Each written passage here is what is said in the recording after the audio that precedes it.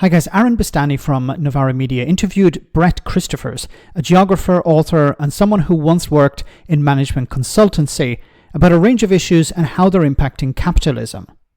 However, in the hour-and-a-half long interview, which I'll leave a link to in the description of this video, which I think you'll find very interesting, a point was raised that's never really explained to the public: why the UK isn't drilling for oil and gas when other countries around the world are. Brett gave the example of Norway here, and then explained in very simple terms why the same thing isn't happening in the North Sea. Perhaps this is something that many on the right need to hear. Have a listen. I think that what's happened over the last 3 or 4 years in particular is that the realization has kind of dawned, and people don't really want to say it explicitly, but I think people are sort of implicitly seeing it, that it's not happening, and that the governments are actually not serious about taking the types of actions that are necessary to keep temperatures at 2 degrees, 2.5 degrees, forget 1.5 degrees. 2.5. Governments aren't serious about keeping temperatures to 2.5 degrees. I mean, of course, they're not going to say that, but no, I don't think they're remotely serious about it. I mean, so I was in Norway recently, and so in May 2021, the International Energy Agency came out with this really, I think, an incredibly significant report, which they called it Net Zero by 2050. And they basically said, look, to have, for the energy sector, which is obviously the very heart of the climate problem, for the energy sector to be able to be net zero, not actual zero, net zero by 2050, this is the kind of path it has to take over the next 29 years, whatever it was. Yeah, it was 2021. So the next 29 years. And they basically, for that to be possible, there can be no new approvals of oil and gas field developments and no new approvals of coal mines anywhere in the world from this day forward. None, zero, to have any chance of hitting net zero by 2050. And so, as I said, I was in Norway a few weeks ago. Over 160 approvals of new oil and gas field development licenses have been approved just in Norway since May 2021. So no, the government's on remotely serious. Oil and gas field development licenses have been showered like confetti around the world since then. And so I think the investment world looks at what governments are doing and they say, governments, which have to be the ones that take the lead, are not serious about this. So why should we be serious about this? If governments are not taking the types of actions that will make fossil fuel investments less profitable and green capitalism much more profitable, why would we bother with ESG? So 2 questions then. One is, and I can hear, somebody who watches GB News, follows Farage on social media, maybe votes Reform. I hope those kinds of people are watching this because I think you've got important things to tell them. I can hear them say, so Britain is not granting any new oil and gas licenses in the North Sea. Yep. This gentleman is saying that other people are, and that's why we're not going to meet those targets anyway. Yeah. Is the UK governed by schmucks?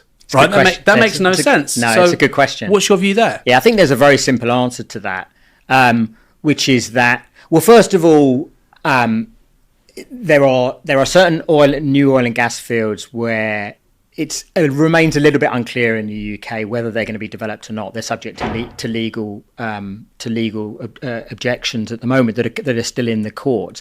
But the bottom line that people need to understand about the UK is 2 things. So first of all, the North Sea is one of the most kind of exhausted, exploited hydrocarbon basins in the world. All the readily exploited resources have, for the most part, already been exploited. So what's left is very, very hard to get at, and accordingly, it's very, very expensive to extract. And so if you look at a chart that shows you the kind of per barrel cost of extracting the remaining hydrocarbon reserves in the Earth's crust, I don't know, in Saudi Arabia, which I think is the cheapest, it's like $5 a barrel. In the UK, it's like $80 a barrel or something. So there's a marginal cost to it. And so the profitability of future extraction from the North Sea is very, very, if it occurs, is relatively marginal in a global context. So of course the UK government doesn't care that much about it. It cares about the employment aspects of it. It cares about what happens to, rig workers and people involved in the processing industry and so on. But in terms of, industry revenue, industry profitability and tax revenues, royalty revenues from the North Sea, it's pretty marginal. So it's much easier from an economic perspective for the UK to give up its reserves than, say, Saudi Arabia or Venezuela or places like that, where there's enormous amounts of abundant and very, very cheaply extracted oil and gas to extract. So that argument about, the UK doesn't, it's not a complicated thing. Oil and gas extraction has completely different political economics in different parts of the world. Wonderful interview. And I said I'll leave a link in the description. Two things to take from this. First of all, this argument, and why is it that we're having to listen to Brett being interviewed on Novara to get this information? Why are government ministers not talking about this, not bringing this point up every time they're asked a question about North Sea oil licenses and drilling and stuff like that? Because when the Tories were in charge, Jacob Rees-Mogg kept banging on about we need to extract more oil and gas. This is the way to deal with the energy crisis. We're paying too much for oil and gas. We need to take our own out of the ground. It'll be cheaper for everyone. I've mentioned before how a lot of that is sold on the international market, so you don't really have control over the price. But as Brett has pointed out here, it's much more expensive to extract it from the North Sea than it is from other parts of the world.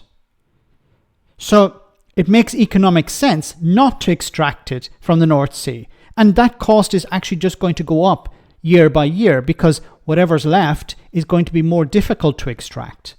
So it's cheaper just to import it from Saudi Arabia or Venezuela or wherever.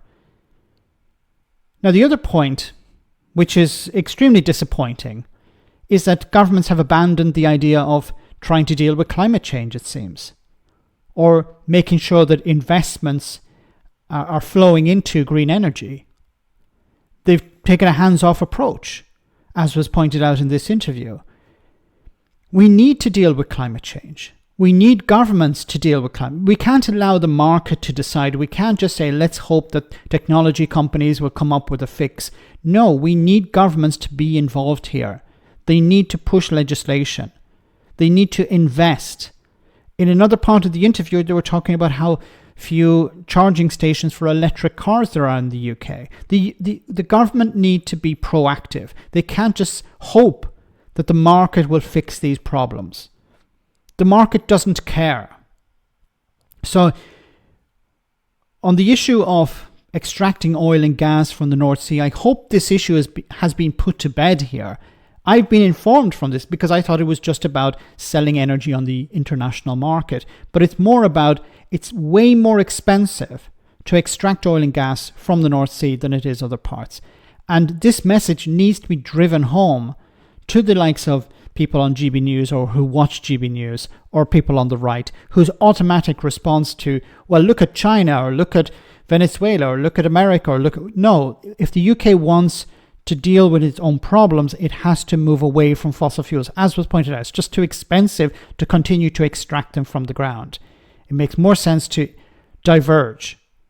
And, there are environmental arguments for that, but also energy security arguments to be made too. But the government need to take this seriously.